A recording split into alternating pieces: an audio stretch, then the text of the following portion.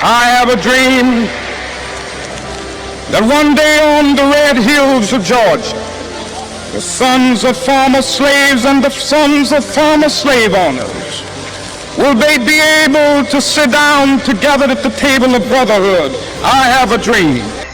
But it really doesn't matter with me now because I've been to the mountaintop. I don't mind. Martin Luther King Jr., a pivotal figure in the American civil rights movement, was born on January 15, 1929, in Atlanta, Georgia. A Baptist minister and social activist, King played a crucial role in advancing civil rights through nonviolent protest and eloquent oratory, becoming a symbol of hope and justice for millions. His leadership was instrumental in significant events like the Montgomery bus boycott and the March on Washington, and his legacy continues to inspire movements for equality worldwide. King's I Have a Dream speech, delivered on August 28, 1963, during the March on Washington for Jobs and Freedom, is one of his most famous orations. Standing on the steps of the Lincoln Memorial, King eloquently articulated his vision of a racially integrated and harmonious America. He spoke of his dream, where his children would not be judged by the color of their skin, but by the content of their character. Sweltering with the heat of oppression, will be transformed into an oasis of freedom and justice. I have a dream that 100 years later, the life of the Negro is still sadly crippled by the manacles of segregation and the chains of discrimination. 100 years. This speech is renowned for its powerful imagery and the hopeful, unifying message it conveyed, capturing the essence of the civil rights movement's aspirations. The speech begins with a reference to the Emancipation Proclamation and the unfulfilled promise of freedom for African Americans. We hold these truths to be self-evident, that all men are created equal.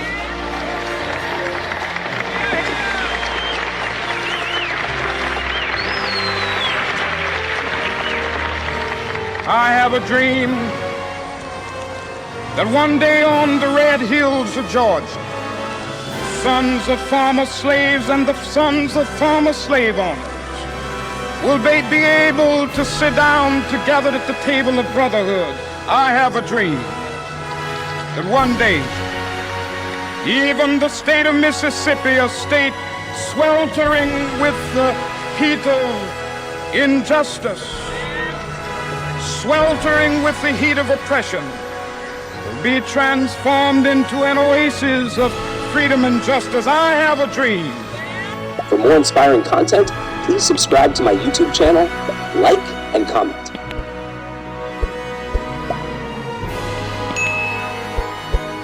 In contrast, King's I've Been to the Mountaintop speech, delivered on April 3, 1968, in Memphis, Tennessee, struck a different tone.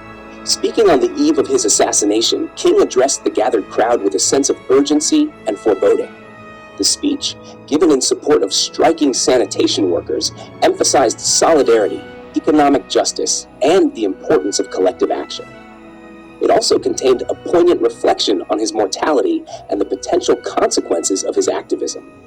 If I lived in China or even Russia or any totalitarian country, maybe I could understand some of these illegal injunctions. Maybe I could understand the denial of certain basic First Amendment privileges because they haven't committed themselves to that over there.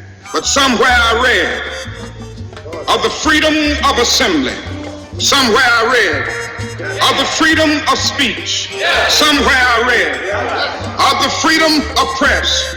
Somewhere I read that the greatness of America is the right to protest far right.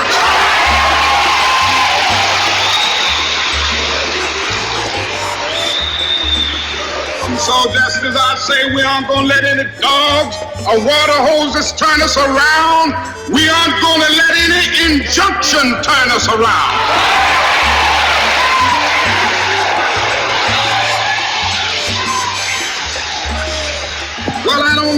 what will happen now.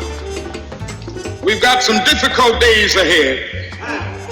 King's "I've Been to the Mountaintop" speech is noted for its prophetic and contemplative nature. He recounted threats to his life and reflected on the civil rights journey, invoking the biblical story of Moses to frame his own experiences. King's acknowledgement of the possibility of not reaching the promised land alongside his followers conveyed both a sense of impending sacrifice and a deep faith in the ultimate triumph of the movement. A powerful theme in the "I've Been to the Mountaintop" speech is King's unwavering commitment to nonviolence and justice, even in the face of immense danger. The people will get to the promised land.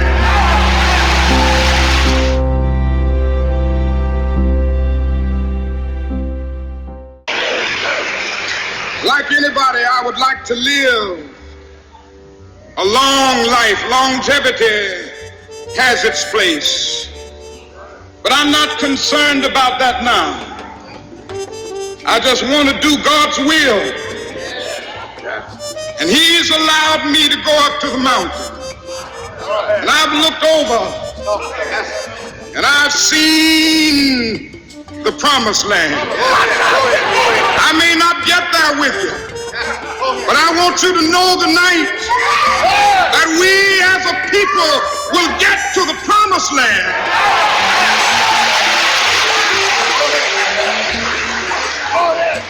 So I'm happy tonight. I'm not worried about anything. I'm not fearing any man. Mine eyes have seen the glory of the coming of the Lord.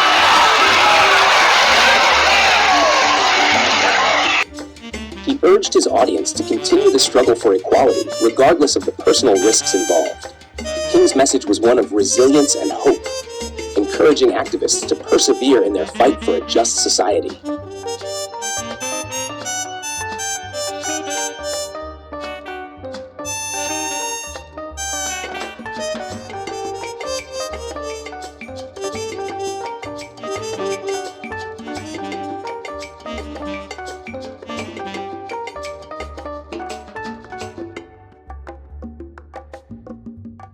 Maybe I could understand some of these illegal injunctions.